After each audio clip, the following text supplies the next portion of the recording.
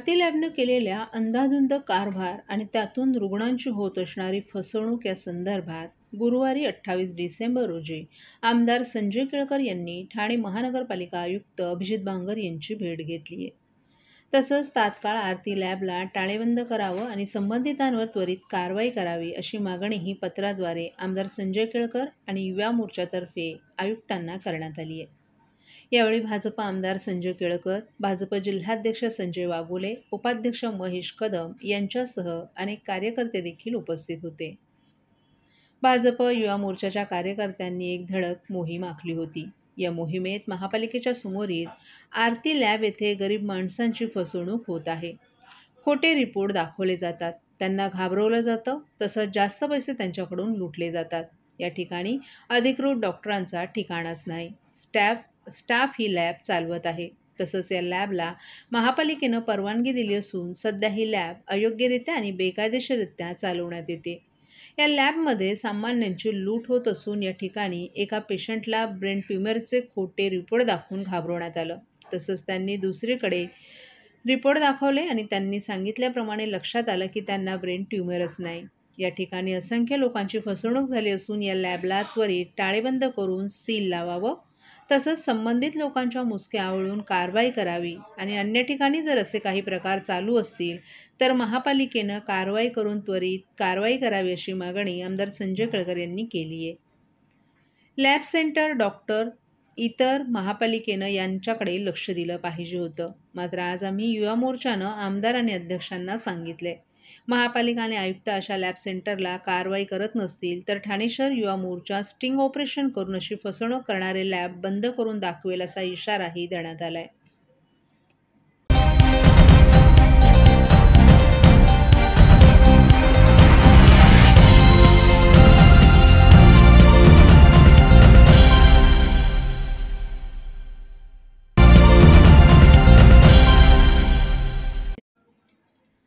पक्षकार्यासाठी यापूर्वीही गाड्या देण्यात आल्या आहेत.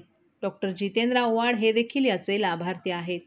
आव्हाड हे TRPसाठी अजितदादांवर टीका करतात. निधी वाटपाबाबत जयंत पाटील, राजेश टोपे यांनी तक्रार केली नाही. यामुळे निधी वाटपाबाबत आव्हाड यांच्या टीकेवर त्यांच्याच पक्षात कोणी बोलत नाही. यावरून आव्हाड यांना पक्षातच कोणी सिरियसली घेत नसल्याचं दिसून येतंय. ठाणे आणि पालघर जिल्ह्यातून महायुतीचे 4ही लोकसभेचे उमेदवार निवडून आणणार असा निर्धार राष्ट्रवादी काँग्रेस महाराष्ट्र प्रदेश प्रवक्ते, ठाणे व पालघर समन्वयक, ठाणे जिल्हा अध्यक्ष आनंद परांजपे यांनी केला आहे. प्रदेश कार्यालयात 2 गाड्या दाखवण्यासाठी आणल्या होत्या. अजून जिल्हाध्यक्षांना गाड्या द्यायचा कुठला हा निर्णय झाला नाही. परंतु जिल्हाध्यक्षांना गाड्या देण्याची ही काही पहिलीच वेळ नाही. यापूर्वी देखील जिल्हाध्यक्षांना गाड्या दिल्या जात होत्या. 2008-9 या वर्षात देखील महाराष्ट्रातील तमाम जिल्हाध्यक्षांना स्कॉर्पिओच्या गाड्या देण्यात आल्या होत्या. खास करून ग्रामीण भागातील हे जिल्हाध्यक्ष येतात, त्यांना जिल्हा फिरताना पुरेशी ट्रान्सपोर्टची साधनं नसतात आणि म्हणून पक्षकार्य करण्यासाठी ती गाडी पक्षाकडूनच त्यांना दिली जाते. डॉक्टर जितेंद्र आव्हाड हे विसरले असतील की तेही कधीतरी ठाणे शहर जिल्ह्याचे अध्यक्ष होते आणि 2008-9 साली तत्कालीन अध्यक्ष अशोक राऊळ यांना जेव्हा पक्षकार्यासाठी गाडी दिली गेली, ती गाडी काही काळानंतर जिल्हाध्यक्ष म्हणून डॉक्टर जितेंद्र आव्हाड वापरत होते. परंतु माणसाला विस्मृतीची देणगी देवानं दिली आहे आणि डॉक्टर जितेंद्र आव्हाड यांना अनेकदा स्वतःबद्दलच्या गोष्टी आठवत नाहीत. म्हणून बहुतेक त्यांनी गाड्यांबद्दल वक्तव्य केलं असावं असं देखील परांजपे यांनी सांगितलं. आम्हाला 2 माणसं गाडी बरोबर द्यावी अशा प्रकारची कुठलीही परिस्थिती येणार नाही. परंतु जसजशा निवडणुका येतील तसतसे तुमच्या आजूबाजूची लोक टिकतील ना हे तुम्ही आवर्जून तपासून बघावं असा हल्लाबोलही आनंद परांजपे यांनी केलाय. सध्या डॉक्टर जितेंद्र आव्हाड यांना सवयच लागली आहे की काहीही घडलं की राज्याचे उपमुख्यमंत्री अजित पवार यांच्यावर टीका करायची. कारण त्यांच्यावर टीका केल्याशिवाय आपल्याला TRP मिळणार नाही हे डॉक्टर जितेंद्र आव्हाड यांना कळून चुकले. निधीवरून देखील त्यांनी वक्तव्य केले की आम्ही आमदार पिठली भाकरं खातोय आणि नेते श्रीखंडपुरी खात आहेत. माझी त्यांना विनंती आहे की त्यांच्याच पक्षातील प्रदेशाध्यक्ष जयंत पाटील असतील किंवा माजी मंत्री राजेश टोपे असतील, हे आव्हाड यांच्या टीकेवरून कोणीही निधी परत देणार नाही आणि त्यांच्या मतदारसंघात विकास करण्यासाठी निधीची आवश्यकता आहे. यामुळे डॉक्टर जितेंद्र आव्हाड यांना त्यांच्या पक्षात कोणीही सिरियसली घेत नसल्याचं दिसून येतलं असल्याचं त्यांनी सांगितलं. काल प्रदेश कार्यालयामध्ये 2 गाड्या तिथे दाखवण्यासाठी आणल्यात होत्या. अजून जिल्हाध्यक्षांना गाड्या द्यायचा कुठलाही निर्णय हा झालेला नाही. पण ही काय पहिलीच वेळ नाही की राष्ट्रवादी काँग्रेस पक्षामध्ये जिल्हाध्यक्षांना गाड्या दिल्या जात आहेत. 2008-09 देखील महाराष्ट्रातल्या तमाम जिल्हाध्यक्षांना स्कॉर्पिओ गाडी देण्यात आली होती. खास करून ग्रामीण भागातले जे जिल्हाध्यक्ष येतात यांना जिल्हा फिरत असताना तिथे पुरेशी ट्रान्सपोर्टेशनची साधनं नसतात आणि म्हणून पक्ष कार्यासाठी ती गाडी दिली जाते. डॉक्टर जितेंद्र आव्हाड बहुतेक विसरले असतील की तेही कधी ठाणे शहर जिल्ह्याचे अध्यक्ष होते आणि 2008-09ला तत्कालीन अध्यक्ष अशोक राऊळांना जेव्हा ती गाडी मिळाली ती नंतर काही काळासाठी डॉक्टर जितेंद्र आव्हाड देखील जिल्हाध्यक्ष म्हणून वापरत होते. पण माणसाला विस्मृती ही देणगी देवानी दिली आहे आणि त्यांना अनेकदा स्वतःबद्दलच्या गोष्टी आठवत नाहीत, म्हणून बहुतेक त्यांनी काल ते वक्तव्य केलं असेल. अजून जिल्हाध्यक्षांना कुठली गाडी मिळणार आहे, कधी मिळणार आहे याबाबतचा कुठलाही निर्णय झालेला नाही. पण गाड्या ह्यापूर्वी देखील जिल्हाध्यक्षांना पक्षातर्फे पक्ष प्रचारासाठी जिल्ह्यामध्ये पक्षाचा प्रचार प्रसार करण्यासाठी याही पूर्वी देण्यात आलेल्या आहेत. पुढे जाऊन ते हे देखील म्हणाले की एक ड्रायव्हर द्या, 2 बरोबर लोक द्या, की ऐन निवडणुकीच्या तोंडावर जिल्हाध्यक्ष कुठे पळणार नाहीत, आमदार कुठे पळणार नाहीत, असं काहीही घडणार नाही.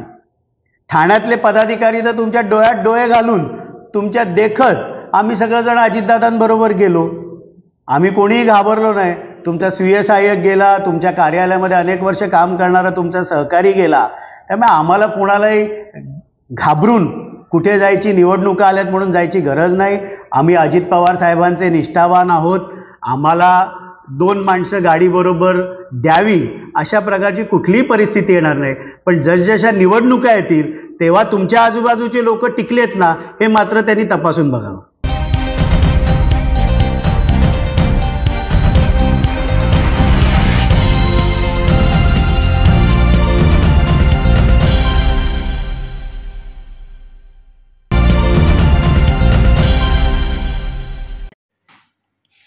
राज्यातील महायुती सरकारनं केलेल्या कामांच्या बळावर आपल्याला मतं मागायची असून मिशन 48ची सुरुवात करण्यासाठी शिवसंकल्प अभियान हाती घेतलं असल्याचं मुख्यमंत्री एकनाथ शिंदे यांनी जाहीर केले.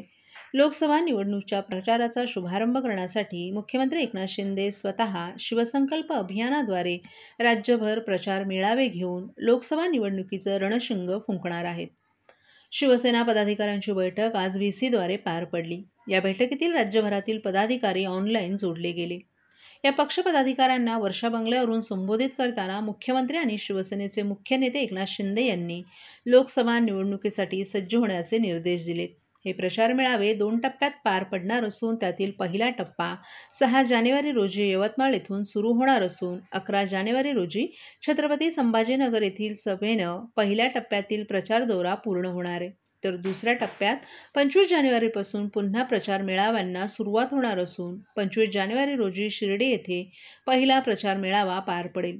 तर या प्रचार मेळाव्यांचा समारोप 30 जानेवारी रोजी हातकणंगले येथे होणार आहे. या प्रचार मेळाव्यांच्या समारोपासह पक्षाच्या वतीनं कोल्हापूर येथे 2 दिवसीय विशेष महाशिबिराचं आयोजन करण्यात येणार असून त्यानंतर या शिवसंकल्प अभियानाची सांगता होणार आहे. त्याचप्रमाणे महायुतीतर्फे विभागीय प्रचार मेळावे होणार असून त्यांच्या तारखाही लवकरच निश्चित करण्यात येतील असंही शिंदे यांनी सांगितलं. या शिवसंकल्प अभियानाची तयारी करण्यासाठी एक मध्यवर्ती समिती तयार करण्यात आली असून स्थानिक पदाधिकाऱ्यांच्या साथीनं या प्रचार मेळाव्यांची तयारी करण्याचे निर्देश दिले आहेत. राज्यातील लोकसभेच्या 48 जागा पूर्ण ताकदीनिशी लढवण्याचा निर्धार व्यक्त करण्यात आला असून कोणत्याही अफवांवर विश्वास न ठेवता महायुतीच्या उमेदवारांचा प्रचार करावा असे निर्देश देण्यात आलेत. महायुतीचे जास्तीत जास्त उमेदवार निवडून आणून पंतप्रधान नरेंद्र मोदींचे हात बळकट करण्याचं आवाहन मुख्यमंत्री आणि शिवसेनेचे मुख्य नेते एकनाथ शिंदे यांनी पक्षपदाधिकाऱ्यांना केलं आहे. शिवसंकल्प अभियानाप्रमाणेच महायुतीच्या एकत्रित सभाही राज्यभरात आयोजित करण्यात येतील. शिवसेनेची ताकद दाखवून देण्यासाठी शिवसंकल्प अभियान यशस्वी करण्याचा निर्धार यावेळी व्यक्त करण्यात आला. राज्यातील वातावरण सध्या महायुतीतील सकारात्मक असून प्रत्यक्ष फील्डवर उतरून काम करणारं सरकार अशी आपल्या सरकारची जनमानसात ओळख आहे. त्यामुळे सरकारनं केलेली चांगली कामं लोकांपर्यंत पोहोचवून आपल्याला मतं मागायची असल्याचं शिंदे यांनी या बैठकीत सांगितलं. शासन आपल्या दारीच्या माध्यमातून आत्तापर्यंत 2,74,00,000 लोकांना प्रत्यक्ष लाभ मिळवून देण्यात आले आहेत. एसटीमध्ये महिलांना 50% सवलत दिली आहे. महात्मा फुले आरोग्यदायी योजनेची मर्यादा 1.5 लाखांवरून 5 लाखांपर्यंत वाढवण्यात आली आहे. शेतकऱ्यांच्या बाबत 1 रुपयात पीक विमा काढून त्यातील 2,500 कोटींचं अग्रिम वाटप करण्यात आले. केंद्र सरकारकडून 6,000 आणि राज्य सरकारकडून 6,000 असे 12,000 शेतकऱ्यांना देण्याचा निर्णय घेण्यात आलाय. राज्यात 65 सिंचन प्रकल्पांना सुप्रमा देण्याचा निर्णय घेतला आहे. आगामी काळात आरोग्य आपल्या दारी, महिला बचत गट सक्षमीकरण अभियान, सरपंच आणि ग्रामदूत अभियान राबवण्यात येणार असल्याचं सांगण्यात आले. मुंबईत राबवण्यात येत असलेले संपूर्ण स्वच्छता अभियान आगामी काळात राज्यभर राबवण्यात येणार आहे. राज्य सरकारचे हे निर्णय सर्वसामान्य लोकांपर्यंत पोहोचावेत यासाठी LED व्हॅनच्या माध्यमातून प्रत्येक गावागावात फिरवून सरकारच्या कामाबद्दल सकारात्मक वातावरण निर्मिती करण्यात येणार असल्याचंही एकनाथ शिंदे यांनी यावेळी सांगितलं.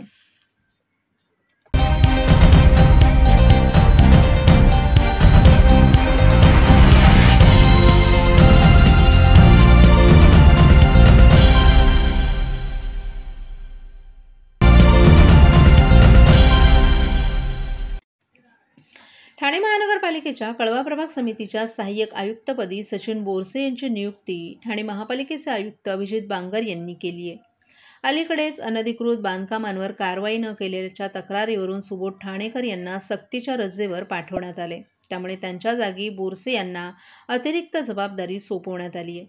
ठाणे शहरातील अनधिकृत बांधकामांबाबत भाजप आमदार संजय केळकर यांनी विधानसभेत लक्षवेधी मांडली होती. त्यावर मुख्यमंत्री एकनाथ शिंदे यांनी अनधिकृत बांधकामांना अभय देण्याच्या अधिकाऱ्यांवर कारवाई केली जाईल, अशा प्रसंगी संबंधितांवर गुन्हेही दाखल केले जातील.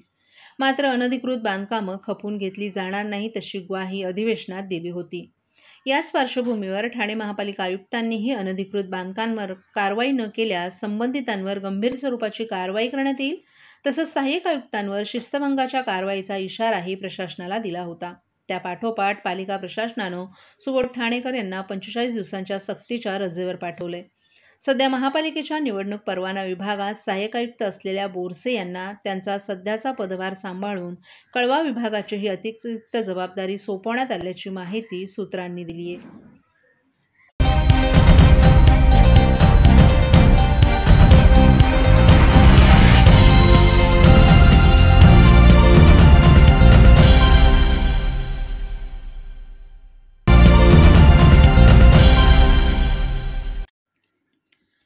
नववर्ष स्वागत शांततेत आणि कोणताही अनुचित प्रकार घडू नये यासाठी ठाणे पोलीस आयुक्तालय क्षेत्रातील 5ही परिमंडळात ऑल आउट कॉम्बिंग ऑपरेशन हाती घेण्यात आले.